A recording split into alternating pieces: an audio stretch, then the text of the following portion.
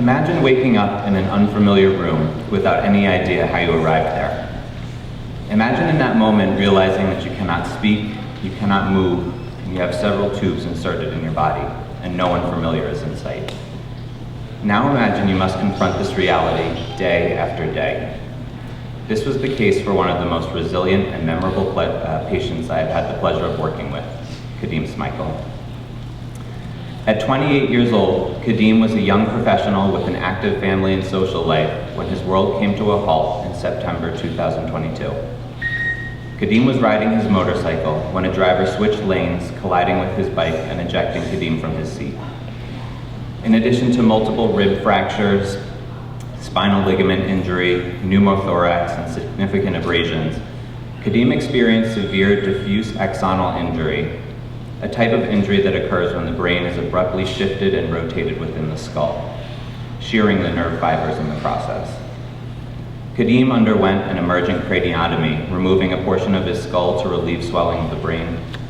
Over the next several weeks, Khadeem was stabilized with chest tubes, feeding tubes, cooling blankets, and a tracheotomy tube, all while he remained in a coma. When Khadeem arrived at Helen Hayes Hospital on October 27th, he had begun to emerge from that coma. He was beginning to follow some basic commands and move the right side of his body, but remained otherwise immobile. This was the condition in which we received Khadeem Smikle. Slowly, as many patients do, Khadeem began to form words and speak, allowing for the removal of his tracheotomy tube. He began eating, moving around more, and trying to understand what he had been through and how he would recover. I can remember in our first conversations, Khadeem struggled to recall his age or his job, but spoke warmly of his family and close friends. As Khadeem gradually and deliberately became more mobile, he began standing and taking his first steps. He began to groom and feed himself with less assistance, but a challenge that persisted was the profound change to Khadeem's short-term memory. Even after several months of intensive rehabilitation, Khadeem struggled to recall newly learned information for more than 1 minute at a time.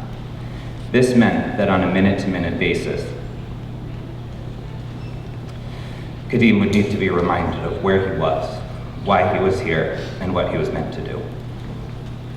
As therapists, we ask for an immense amount of trust from all of our patients. Faith in our abilities as clinicians that we will guide them towards recovery safely and efficiently. To this day, I struggle to understand how Khadeem chose to trust his rehab team when every session felt like he was meeting us for the first time.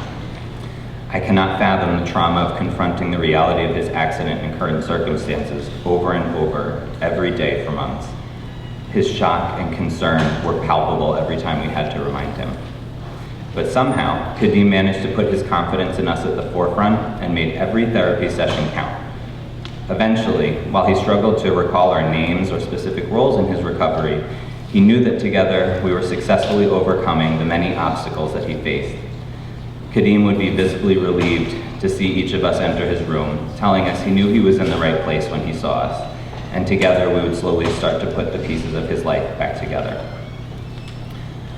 Khadeem's recovery was aided greatly by the loving relationships he had fostered with his family and his friends prior to the accident. I will never forget the conversations I had with Khadeem's mother, Sharon, or how she took every suggestion we mentioned to make Khadeem feel safe and secure. She hung his work uniform on the wall in his room to remind him of his job. There were pictures and Bible quotes and a calendar that had at least one visitor scheduled for every day that Khadeem was here. Through Thanksgiving, Christmas, and the New Year, Khadeem remained focused and determined, uplifted by his family, friends, and faith.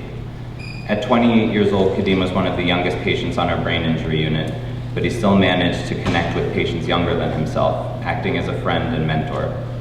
At a time when many people would withdraw and turn their anguish inward, Khadeem focused on how his experiences might be helpful to others and had a meaningful impact on the patients he encountered. When Khadeem was discharged to his home in early March of this year, he did so walking with a walker and minimal assistance and was completing his daily grooming and dressing with near independence. He also knew all of our names, the name of the hospital, and had an intimate understanding of what he had been through and how he had managed to make the progress that he did. It is Khadeem's patience, trust, and incredible grit that makes him the perfect candidate for Helen Hayes Hospital's Medal of Independence. Against so many odds and with an incredible support system behind him, Khadeem exceeded our expectations in every way.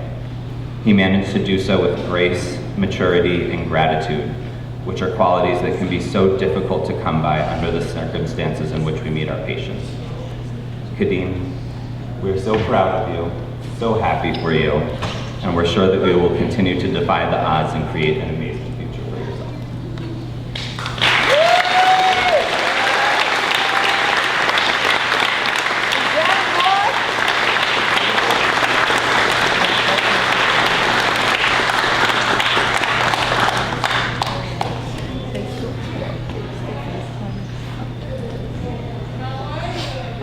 I had a whole speech written.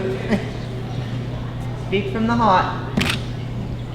I don't even know what I can say right now.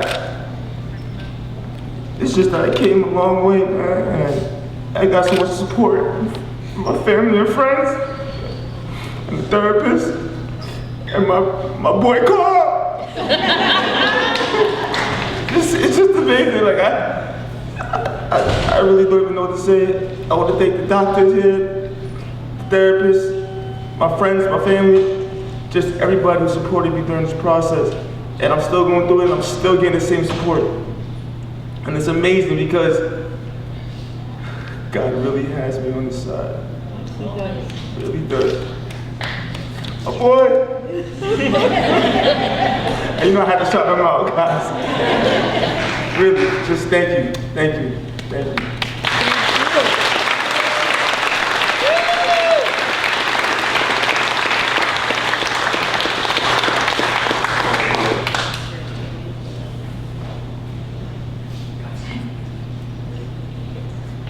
I'm not a big speaker. I'm not a big speaker. You did great. Thank you.